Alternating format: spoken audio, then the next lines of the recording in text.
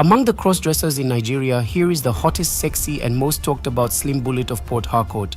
Slim Bullet appears to be a she on the streets, parties and nightclubs, but only few of us knows that behind those clothes lies the natural features of a man. While his sexual engagements in private is yet to be ascertained, it leaves those of us who knew him before now wondering what happens when men mistakes him for a lady at nightclubs.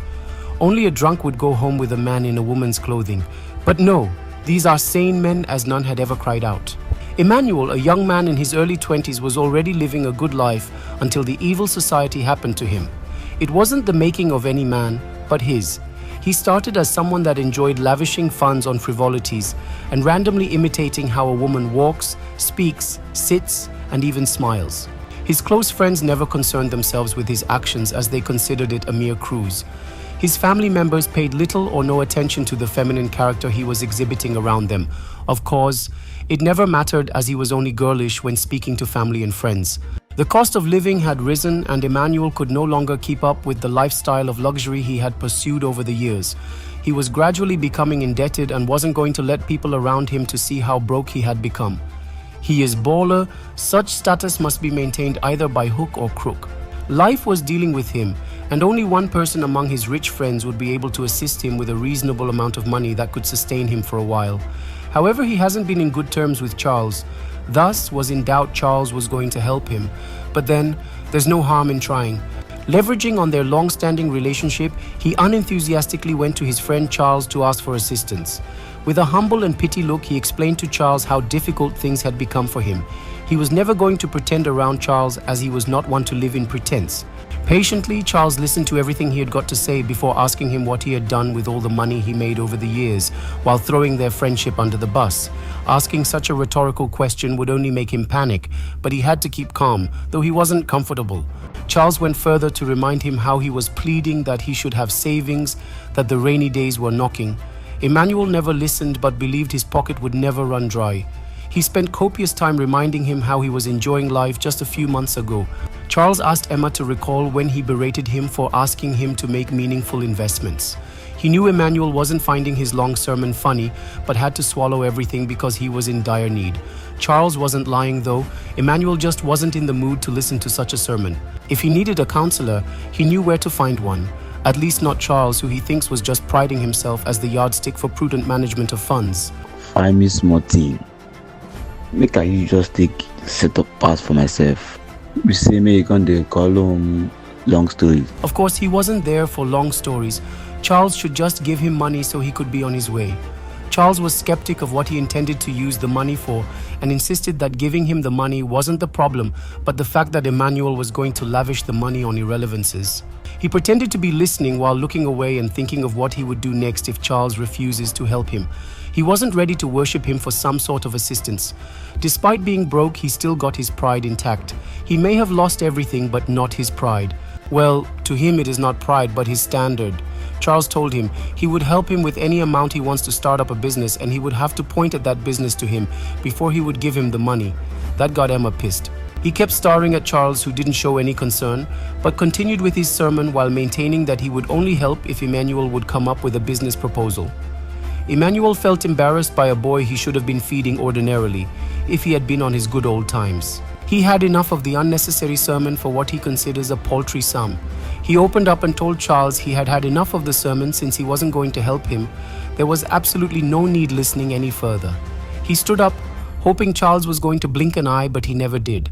Emmanuel allowed his pride to take advantage of him, or maybe because he actually needed the money for frivolities as Charles had claimed.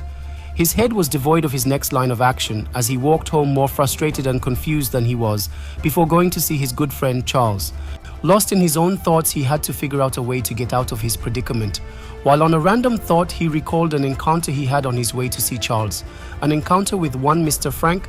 Before becoming moody on his way to see Charles, Emmanuel was seen quite excited as he stayed glued to his phone and wasn't conscious of the fact that he was walking on a busy street until he was accosted by Mr. Gabriel, who was just taking a walk in the neighborhood. Gabriel excused Emmanuel and hung up on the person over the phone. Just as an average young man would do, he extended his hand for a handshake, but to Emmanuel's surprise, the handshake lasted longer than a regular one. Gabriel introduced himself with lots of portfolios, and without hesitation, made a gaze at Emmanuel's back with admiration. Emmanuel, wowed by Gabriel's action, remained still and willingly gave him a listening ear. Gabriel started by telling Emmanuel he just moved into an apartment he considers to be a short distance away. How that should be of interest to Emmanuel was later revealed as he made his intentions known to Emmanuel.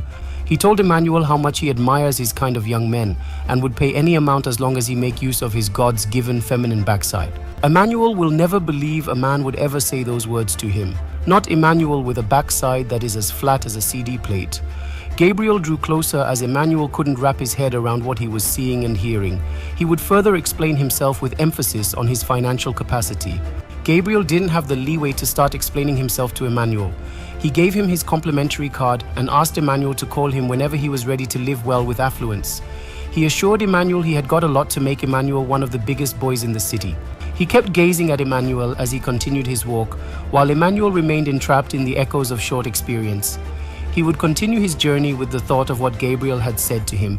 Well, he didn't see any reason to take Gabriel seriously, hence he had to get rid of the card. He thought of where he may have left the card after searching around himself. With the thought of having found a solution to his financial woes, he decided to go searching for the card. Like a contestant in our revered Gulda Ultimate Search, he went around the street looking for the card. He got his gestures right about the street, but the exact spot kept him roaming around the street. As luck would have it, he found the complimentary card where he had left it, and of course thanked his stars.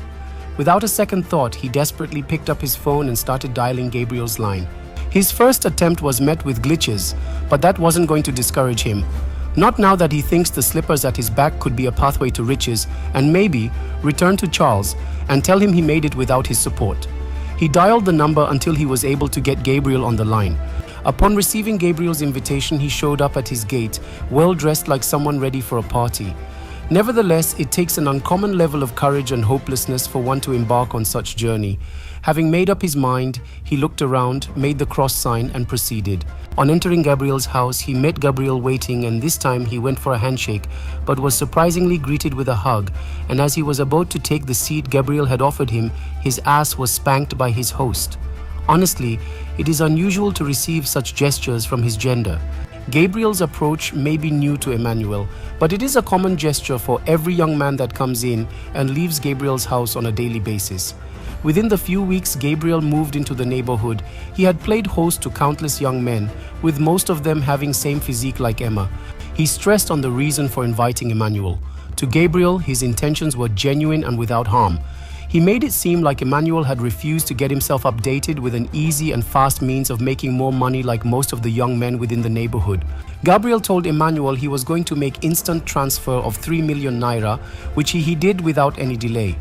He informed Emmanuel that was just for a start and assured him he would do even more if he surpasses his expectations. Emmanuel was already feeling impressed with Gabriel. No more long talk from Gabriel. He is not a tech guy like Charles, who was only being prudent with his money. Gabriel felt he had said and done enough to convince Emmanuel. He told Emmanuel that he was going to the room and he should join him when he was ready, but he shouldn't keep him waiting. 3 million naira was sitting in Emmanuel's account. What if he refused to do Gabriel's bidding and leave with the money he had already received? He recalled the number of dogs that greeted him when he first arrived, and there was no way he was going to leave without access from Gabriel. He wasn't going to keep Gabriel waiting any further, hence he stood up and went into the room to meet Gabriel. Emmanuel returned to his house with mixed feelings after spending a few hours with Gabriel. That notwithstanding, he would have to regain his composure and own up to what he had done. In the coming days, Emmanuel lost his masculinity and started living his life like a woman. He paid more attention to his skin and other sexual body parts, as he was already suffering leakages, but then had to keep seeing Gabriel in order to make more money and connect with well-paying clients too. He is now a big boy and was speedily adjusting to the feminine way of having conversations with people. He visited his friend Charles and was all about the life he was enjoying.